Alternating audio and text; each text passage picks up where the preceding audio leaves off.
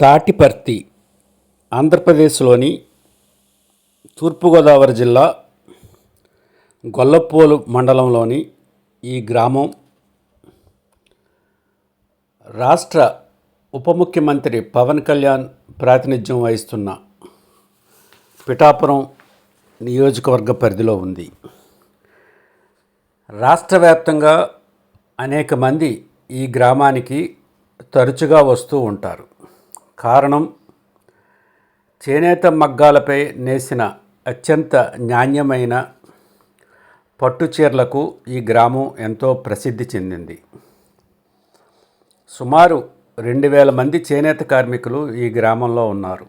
వీరు తమ చేనేత మగ్గాలపై అందమైన డిజైన్లతో పట్టు చీరలు నేసి ఆ గ్రామంలో గల సుమారు 5 షాపుల ద్వారా విక్రయిస్తూ ఉంటారు.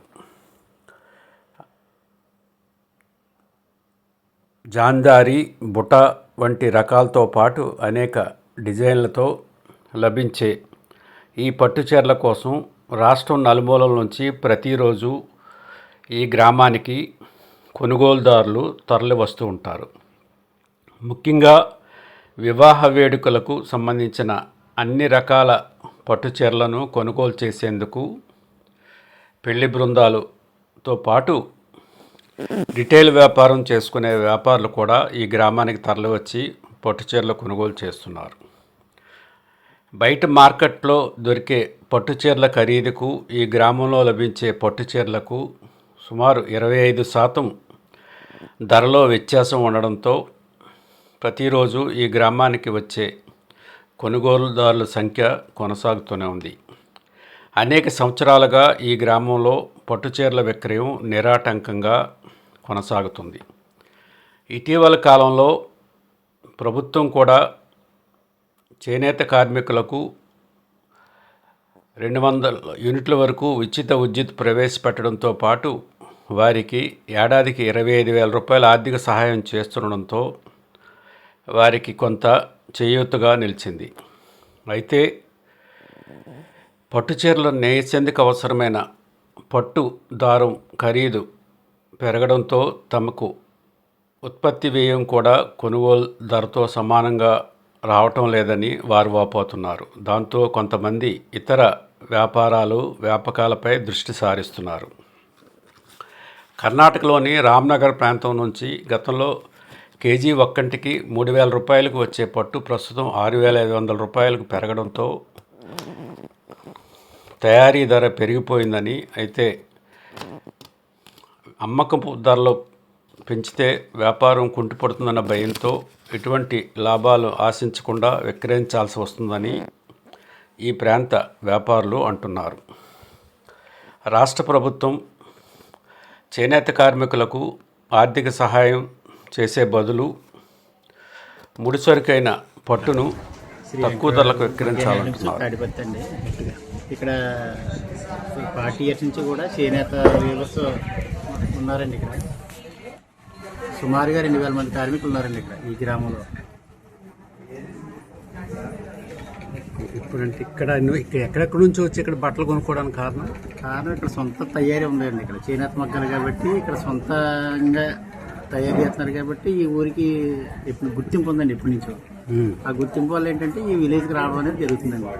ఓకే, ఇప్పుడు బయట రేట్లకి మీ రేట్లకి అంటే ఎంత డిఫరెన్స్ ఉంటుంది? వేరియేషన్ ఉంటుందండి. ఇక్కడ ఏంటంటే స్వల్ప విలేజ్ కాబట్టి అండి, మెయింటెనెన్స్ ఉండదు కాబట్టి తక్కువ ధరలకే తయారు చేసిన రేట్లకి తక్కువ లాభాలతోనే అమ్ముతారండి. ఇప్పుడు గవర్నమెంట్ ఇస్తున్న పథకాల వల్ల మీకేం ఉపయోగం లేదంటారా? ఉందండి ఉపయోగం, ఎందుకు లేదండి. ఇప్పుడు ఈ మధ్య ఉచిత కరెంట్ ఇచ్చారండి 200 యూనిట్ల వరకు చేనేత మగ్గాలకి. పవర్లూమ్కి అయితే 500 యూనిట్ల వరకు ఇచ్చారండి. అది మంచి పథకం అండి. అది 200 యూనిట్లు ఇవ్వడం వల్ల కొద్దిగా లబ్ధి అనేది చేకూరిందండి. తర్వాత ఏంటంటే చేనేత కార్మికులకి ఆర్థికంగా 25,000 సహాయం ఒకటి ఈ సంవత్సరం చేశారండి. అది కూడా మంచి పథకం అండి. ఈ మెటీరియల్ కాస్ట్ పెరిగిపోయి చీరల ధరలు గిట్టుబాటు కావట్లేదు. మల్బరీ ఇంకా రా మెటీరియల్ పెరిగిపోయిందండి. దానివల్ల ఏంటంటే అది సిల్క్ బోర్డు దగ్గర నుంచి అది రావాలండి. ఇంపోర్టెడ్ చవక ఇంపోర్టెడ్ అంటే చైనా నుంచి వచ్చేది అన్నారు. చైనా నుంచి రా మెటీరియల్ ఇంత ముందు వచ్చేదండి. ఇప్పుడు పూర్తిగా ఏంటంటే అది బ్యాన్ చేశారండి, అది సెంట్రల్ గవర్నమెంట్. దానివల్ల ఏంటంటే ఇక్కడ ప్రొడక్షన్ కాస్ట్ పెరిగిపోయింది. ప్రొడక్షన్ కాస్ట్ అంటే అండి అది ఉత్పత్తి తగ్గిందండి. ఉత్పత్తి తగ్గడం వల్ల ఏంటంటే రేట్ అనేది ఎక్కువగా ఉందండి. దాని గురించి ఏంటంటే ఉత్పత్తి అనేది సరిపోవట్లేదండి. మరి ఇది పవన్ కళ్యాణ్ గారి కాన్స్టిట్యున్సీ కదా అండి, ఈ కాన్స్టిట్యున్సీలో ఈ చేనేత కార్మికులు ఎక్కువ మంది ఉన్నారా? చేనేత కార్మికులు ఉన్నారండి. మొత్తం మా గ్రామం కదండి, చుట్టుపక్కల మొత్తం గొల్లపల్లి మండలం, ఈ అంగర, మండపేట ఏరియాలన్నీ కూడా వ్యవస్థ ఉన్నారండి. మరి ఆయన ఏమైనా ప్రత్యేకంగా మేమే దృష్టి పెట్టారా?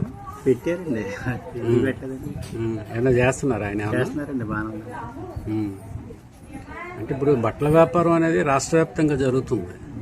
ప్రతి ఊళ్ళో చాలా షాపులు ఉన్నాయి. అంటే ప్రత్యేకంగా కొన్ని షాపులకి వెళ్తుంటారు అలాగా జనాలు. అంటే అక్కడ కాస్ట్ ఒకటేనా, లేకపోతే క్వాలిటీ, లేకపోతే ఇంకేమన్నా? ఇది పూర్తిగా ఏంటంటే మల్బరీ దారం కదండి.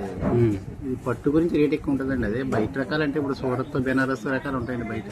ఈ హ్యాండ్లూమ్ అనేది ఇక్కడే ఉంటుందండి ఎక్కువగా, ఉప్పాడ ఇక్కడ కూడా. దాని గురించి ఏంటంటే ఓన్లీ ఈ ప్యూర్ పట్టు చీరల కోసం వస్తారండి ఇక్కడ ఈ ఊరు వచ్చి. అంటే ఏ రకాలు ఉంటాయండి? ఉప్పాడలో జామ్దాని ఉంటుందండి, బుట్టా స్టైల్ ఉంటాయండి. 3,000 నుంచి స్టార్ట్ అవుతాయండి ఇక్కడ. హైయెస్ట్ కాస్ట్ 10,000 వరకు ఉంటుందండి. ఇప్పుడు పెళ్లి చీరలు అటువంటి.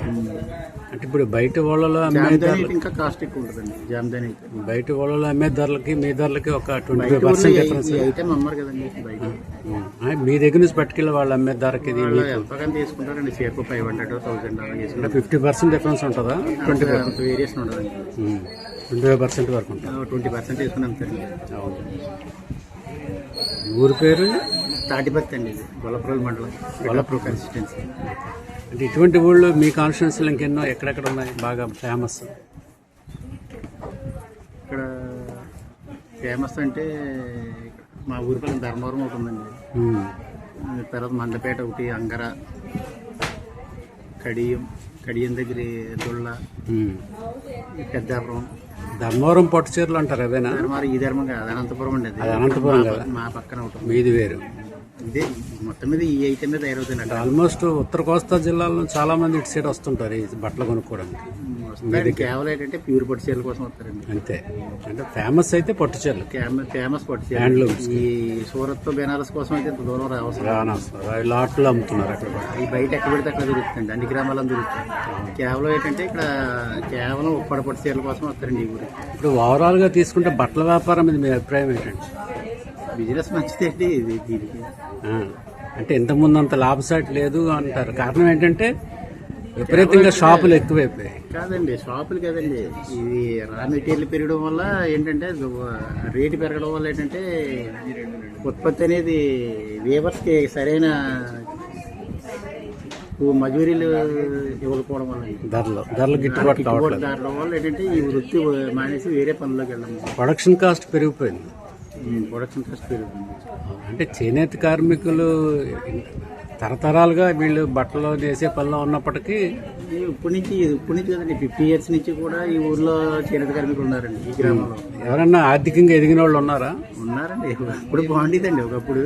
ఏంటంటే రాను ఈ ధరలు పెరిగిపోవడం వల్ల ఇందులో సరైన ఆదాయం రావట్లేదు. వేరే వ్యాపారాలు చూసుకుంటున్నారా ఇది వదిలేసి? వేరే వ్యాపారాలు అంటే వేరే పనులకి వెళ్ళిపోతున్నారండి. అంటే బట్టలు నేయడం మానేసి వేరే పనులకి అంటే షాపుల్లోకి పని చేయడానికి హైదరాబాద్ వెళ్ళిపోవడం మొత్తం మీద. మరి మొన్న గవర్నమెంట్ ఏదో ఎంతో 25,000 ఎంత ఇచ్చింది చేనేత కార్మికులు ఒక్కొక్కరికి. ఆర్థికంగా ఇచ్చారండి పాత. అంటే ఆ డబ్బుతో సంవత్సరం అంతా గడిచిపోద్దా? ఏం గడుపుతుంది కదా. Thank you. షెడ్లు వేసుకోవడానికి పట్టు పెంపకాలకి ఈ మిషనరీకి ఎత్తుందండి గవర్నమెంట్, సెంట్రల్ గవర్నమెంట్ సబ్సిడీలు ఎత్తుందండి. అది ప్రత్యేకించి సిల్క్ బోర్డు అండి. అది ఆ బోర్డు ద్వారా చేస్తారు చేనేత కార్మికులు. దానివల్ల ప్రత్యేకించి విధి ఏముండదండి. దానివల్ల ముడిసరుకు అనేది ధర తగ్గించి ఇస్తే వీళ్ళకి ఉపయోగం అంటారా? మెయిన్ ఏంటంటే ముడిసరుకు అనేది తగ్గితే ఇక్కడ పరిశ్రమ బాగుంటుంది. మరి వీళ్ళు ఎక్కడి నుంచి తెచ్చుకుంటారు ఇది సిల్క్? అది ఇప్పుడు సిల్క్ మనకు వచ్చేదంటే రామ్నగర్ నుంచి వస్తుంది, కర్ణాటక. అంటే ఇండియా అంతే కదా. అంటే ఇంత ముందు కాస్ట్కి ఇప్పుడు కాస్ట్కి ఎంత ఉందండి డిఫరెన్స్? గతంలో అంటే మీకు 3000 అలా ఉండదండి ఒక కిలో వచ్చి సుమారుగా 6500 వరకు ఉందండి. డబుల్ అయిపోయింది. ఏదైనా పట్టుదరలు తగ్గితే పరిశ్రమ బాగుంటుందండి. ఇప్పుడు ఈ చీరల్లో కానీ బట్టల్లో కానీ రకాలు పెరగడం వల్ల పట్టు చీరల వినియోగం అనేది తగ్గిందా లేకపోతే అలాగే ఉంది? వినియోగం తగ్గలేదండి. పట్టు కట్టి కూడా ఉన్నారండి, డిమాండ్ ఉంది. కానీ తయారు చేయడానికి వర్కర్స్ రాను ఏంటంటే ఈ వృత్తిలో ఉండలేదండి. మీకున్న అనుభవం బట్టి ఈ చేనేత కార్మికులకు కానీ లేకపోతే ఈ పట్టు పరిశ్రమ కానీ ఏం చేయాలంటున్నారు? మీ సజెషన్ ఏంటి? మా సజెషన్ ఏమి లేదండి. Main raw material తగ్గాలండి. ధరలు తగ్గితే వృత్తి నిలబడుతుంది. రా మెటీరియల్ పెరగడం వల్ల ఏంటంటే కూలీల రేట్లు తగ్గించారండి. మెయిన్ కూలీల రేటు తగ్గించడం వల్ల ఏంటంటే ఈ చేనేత కార్మికులకు సరైన ఉపాధి లేదండి. మెయిన్ అంటే ఒక మంచి చీర నేయడానికి ఎన్ని రోజులు పడుతుంది? శారీస్ సాదా చీర అయితే ఒక రోజుకి అయిపోతుందండి. అదే బుటీస్ ఈ వర్క్ని బట్టండి. అదే జామ్దాని అయితే జామ్దానీలో బుటా స్టైల్ గట్టి అయితే 7 days 5 days అలా అయిపోతుంది. ఇంకా ఎక్కువ వర్క్ 20 days అలా కూడా ఉంటుంది రకాలను బట్టి. మరి ఎక్స్పోర్ట్ లేదండి? ఎక్స్పోర్ట్ అవసరం లేదు, లోకల్లోనే అయిపోతుందండి సేల్. కాకపోతే తయారీ అంత ఉత్పత్తి లేదు ఇక్కడ. చేనేత కార్మికులు మెయిన్ తగ్గిపోయారండి. ఇప్పుడు ఆల్మోస్ట్ ప్రతి వస్తువు విదేశాలకు ఎగుమతి చేస్తున్నారు. మరి పట్టు చీరల క్రేజ్ విదేశాల్లో లేదా? ఉందండి, జామ్దానికి ఉందండి. మరి ఏమైనా సొసైటీస్ వాళ్ళు కొన్ని ఎక్స్పోర్ట్ చేయడం సొసైటీకి ఇస్తలేదండి. సొసైటీకి ముస్తే ఆప్కో కానీ ఇటువంటి లేదండి, ఆపుకోలు ఇక్కడ లేవు.